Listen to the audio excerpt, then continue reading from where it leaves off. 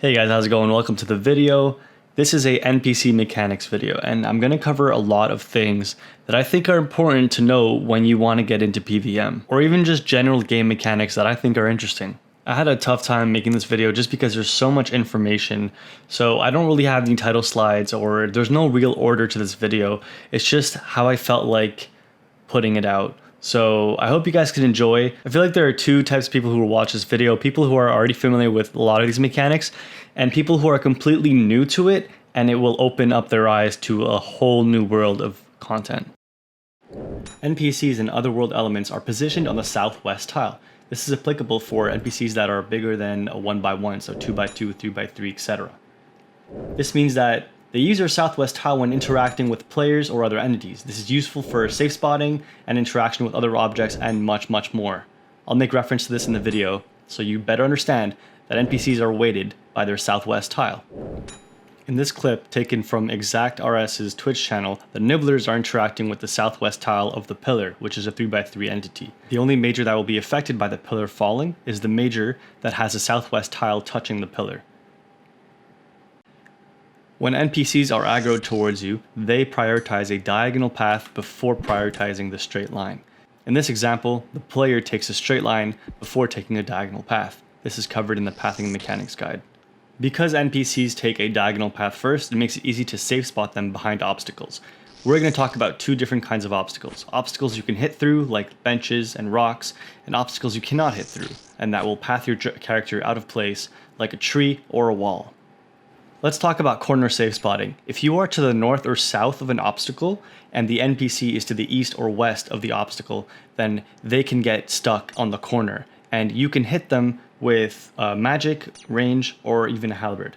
The reason why this works is because the NPC is prioritizing the east-west movement before the south-north movement, and for this reason they get stuck, like he's shown in this example.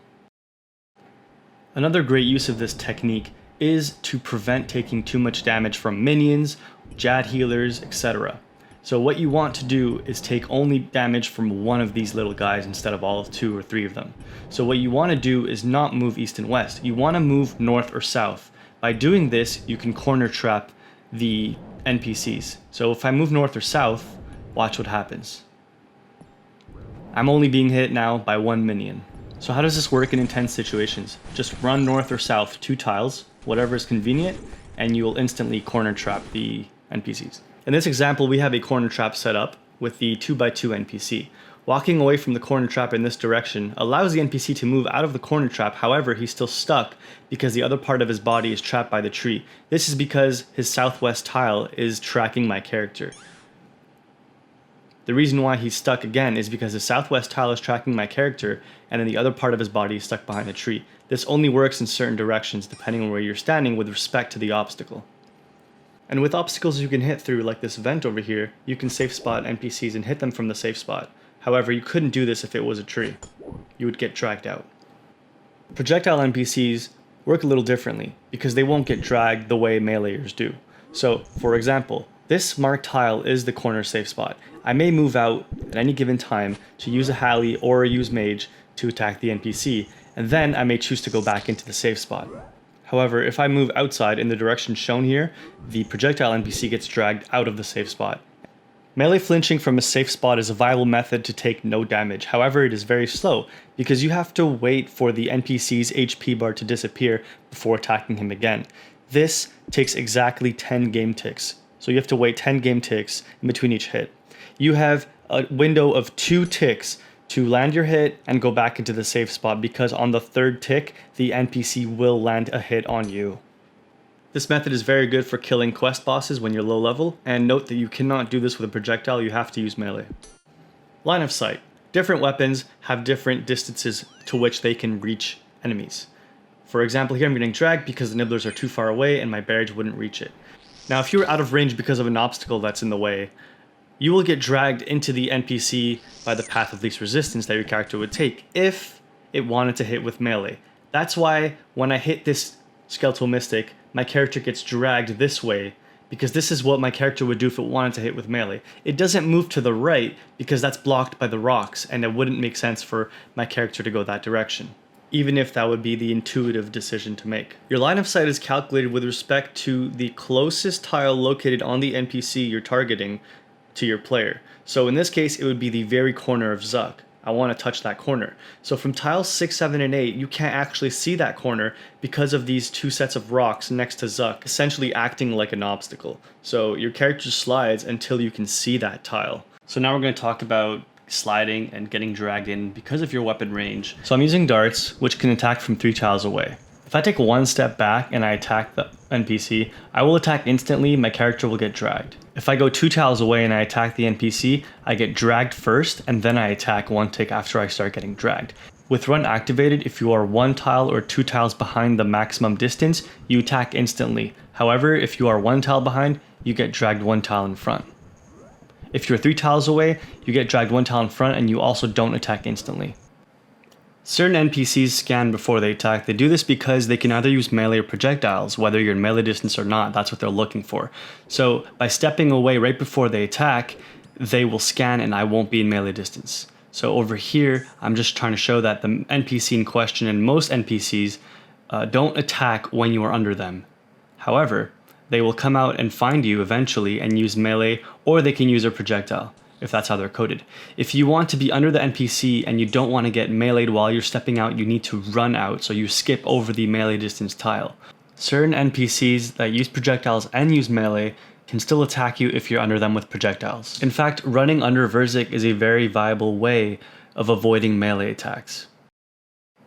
Another scanning mechanic used by certain bosses is basically just scanning where you are and throwing a projectile in that direction. Over here in the Inferno, we have the blob that has a special scanning mechanic, which basically every 3 ticks performs an action. One of the actions is to read what overhead you're using, and the next action is to throw the opposite projectile at you. As you can see here, I'm praying range, and then I'm praying mage because I'm taking the hit. I'm praying mage, so the next hit's going to be range. So basically, in between his attacks, he's scanning to see what to use next. Tecton is a special one. Tecton is also a 3-tick cycle. 2 out of the 3 ticks, he does damage. 1 out of those 3 ticks, he will scan. What he's looking for is for someone to be in melee distance. If no one is in melee distance on the scanning tick, he'll return to his anvil and he will heal up. So essentially what you want to do is for one of those ticks be in the distance while he's scanning. In other words, for that 1 tick when he's scanning, take advantage of it and you can attack him during that tick. For anyone who's interested, here's a tank test. A general rule to consider is that NPCs are always 1 tick behind when making decisions. In other words, if you wanted to melee an NPC that can melee or throw a projectile, you never want to melee it 1 tick before it attacks because then it could melee you, because that would mean you're in melee distance when it's scanning you.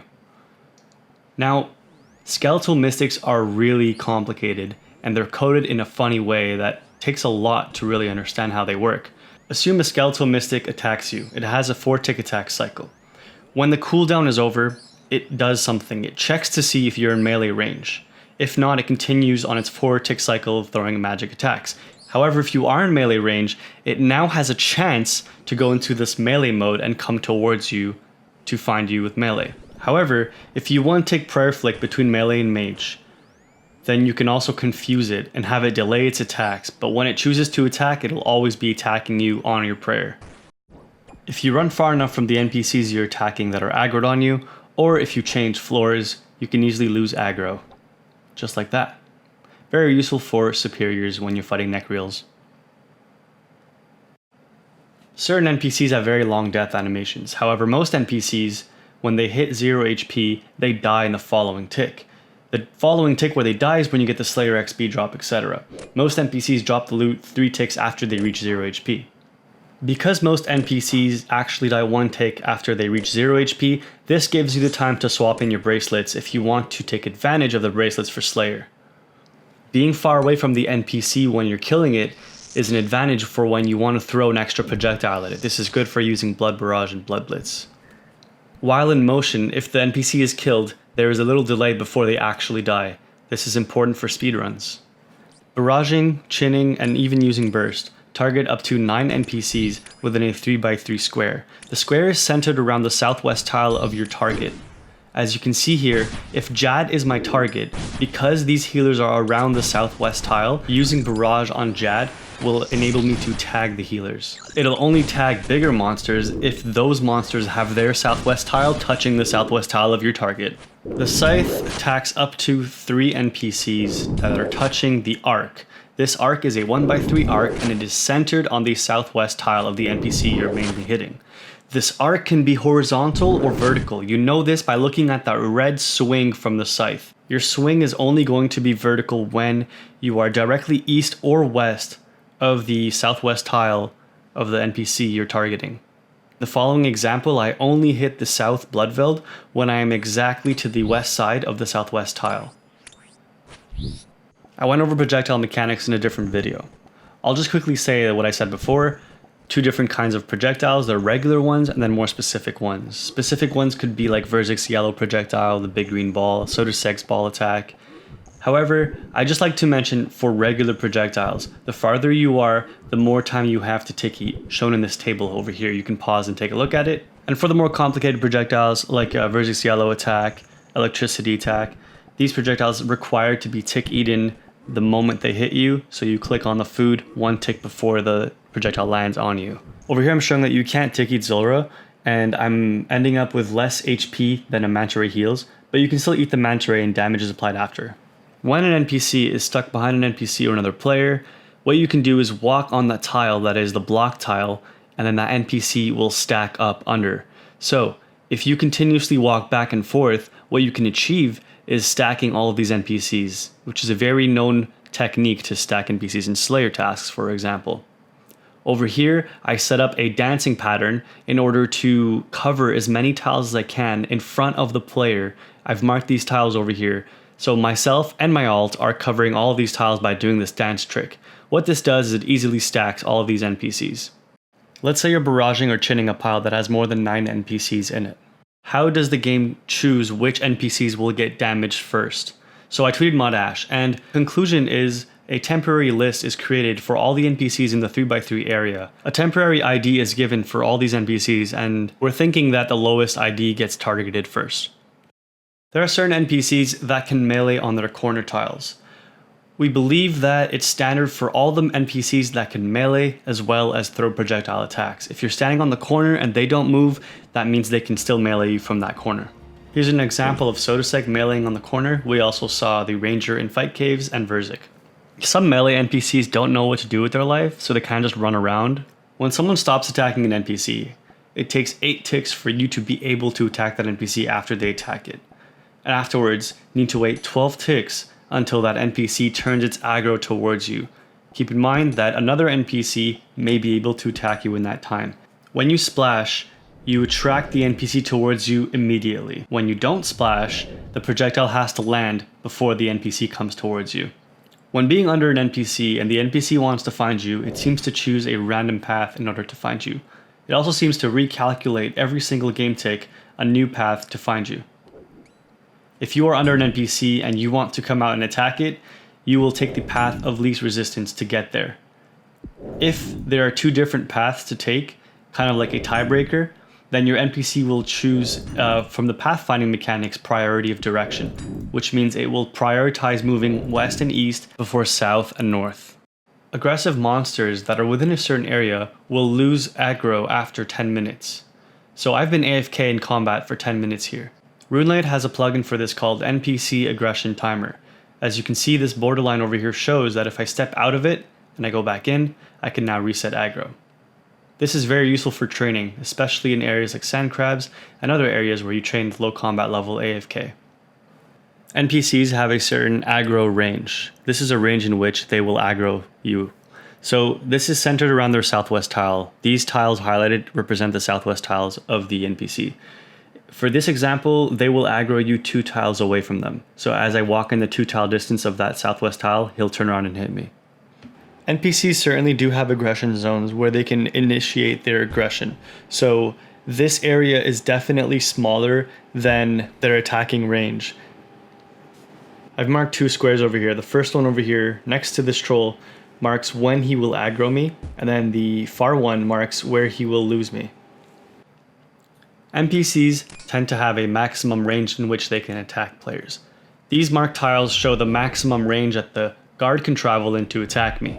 Now, if I am standing outside of that area and he cannot reach me, he will do a moonwalk and start walking backwards. If I step in the range and he can reach me from there, then he will definitely come towards me. Something important to note is that when he decides whether to step back or come towards me depends on where I am when the projectile lands on him. Keeping in mind that if I do splash, it's 1 tick after I throw the projectile.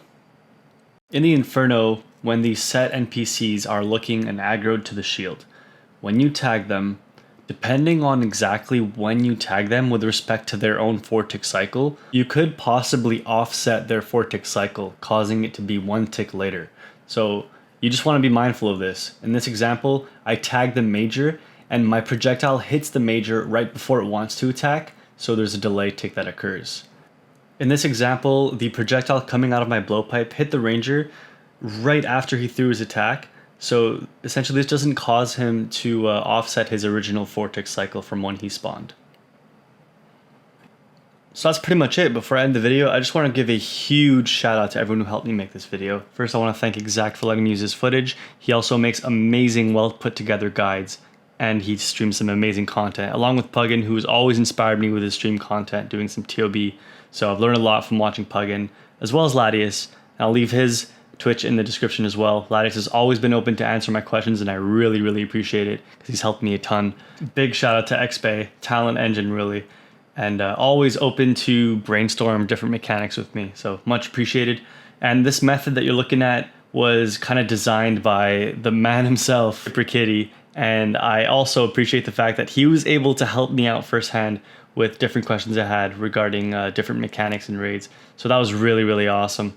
I also want to thank Andy for just being a friend, helping me learn different mechanics and explaining things with me, and also brainstorming. And a huge, huge shout out to Dio for always, mentoring me and pushing me to want to know more and understand better about the game. He has been a huge factor in this video. Without him, I don't think this video would exist. So a huge shout out to Dio. This is a really old clip. And I want to thank you guys for 500 subscribers. I don't really post that often, but it feels good to know that people are watching my videos and enjoying them. So yeah, big shout out to you guys. I wanted to include a lot more content in this video, but honestly, it's just too much, and I think this will do. I hope I did justice. And yeah, so enjoy it. And it's 4 a.m. right now, so I'm gonna go to bed. And I'll see you guys next time. Peace.